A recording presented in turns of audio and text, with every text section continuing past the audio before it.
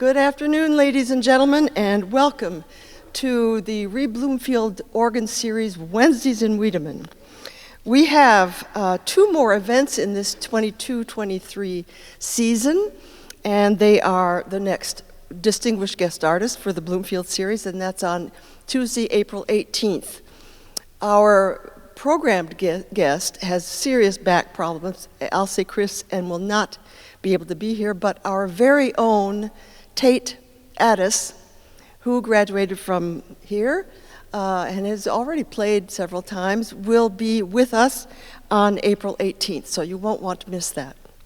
And then to finish out the year, we have our annual Pops concert. Remember, Pops doesn't necessarily mean rock and roll and all that stuff. It can mean that. But this time we have a group of high schoolers coming up from Tulsa, Oklahoma, to play a jazz band right here. And they are shepherded by two of our graduates in the master's program, Kisto Stotz and Bobby, I forgot his last name, sorry, Bobby, Bobby Kitchen. And it's going to be a fabulous concert because these kids are just really wanting to come up. And we have three tunes that we're going to be doing. I will play the part of the bass guitar, basically. And I got a lot of bass here. I can get it. So, thanks also to our audience here in the hall and to our audience of the live stream, who we don't see, but we know you're there. And thank you very much for your faithful attendance all through this year. Today's program features two beloved composers, Louis-Nicolas Clérambault and Johann Sebastian Bach. My last program on February 1st had us in a very impressionistic style of early 20th century in France. Today, we're in France and Germany, but virtually at the same time. Clérambault, who was one of the king's composers, Louis XIV, organist as well, and Bach lived at almost exactly the same time, as you can see on your program. But their music is very different. On the one hand, the French organ is all about, especially up until the Revolution, is all about colors, sounds, specific combinations of sounds, as you will hear, for a specific type of piece.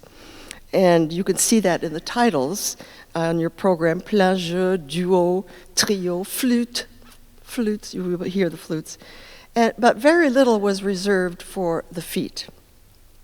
On the other hand, the German organ was all about the plenum, frames, walls of sound, sometimes very bright, making use of what we call the principal chorus, 8/4/2, 16/8/4/2 mixture, primarily, and lots of polyphony and counterpoint.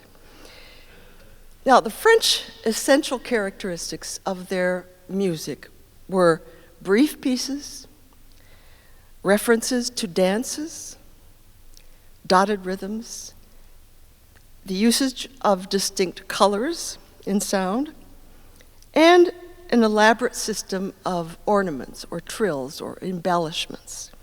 Bach, in Germany, also used some of these elements, especially the ornaments, which you will hear today, but his music makes use largely of polyphony and counterpoint.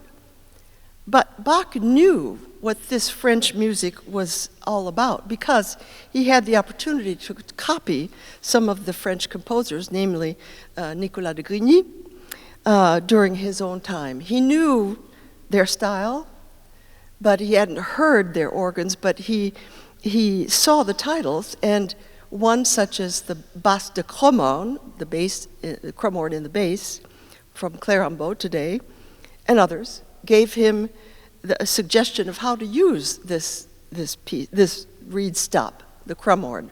You will recognize it right away. That's why you see here on this program, in the middle of Clérambault's suite, on the second tone, his beautiful An Wasserflüssen Babylon, by the rivers of Babylon.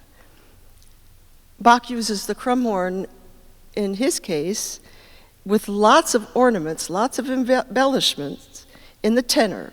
In France, you would call it a crumhorn en taille. And Clérambault uses it in the bass. Different composers, different organs, different countries, but some of the same sounds. Now, how should you listen to these today? Clérambault's music is light, very lace-like, clearly referencing dances which were danced in that era, minuets, gavottes, etc. It also has a liturgical function based on the Catholic Magnificat, which magnifies the soul of Mary. But he's prefaced these pieces with the words, the indications to the performer, such as gracefully, gaily, never sad. Think of people during that time who were bowing, moving gracefully, curtsying as they navigated the halls of Versailles. Bach is definitely liturgical, both Protestant and Catholic. And he uses this very old tune by Michael Pretorius, An Wasserflüssen Babylon. It's a sad tune because the words are, the very first stanza is, by the waters, by the rivers of Babylon, we sat down and wept when we remembered thee, O Zion. They suffered. They were suffering, portrayed through, Bach uses an intense use of trills and ornaments of the tune. So try and see these people as they are on the borders of the banks of the river Babylon, sad and suffering. But with Bach, he's never sad for very long. There's always a note of hope and peace. And of course, it ends in G major. And now, please listen to the suite, deuxième suite du deuxième ton by Louis-Nicolas Clérambault and Bach's choral prelude An Wasserflüssen Babylon.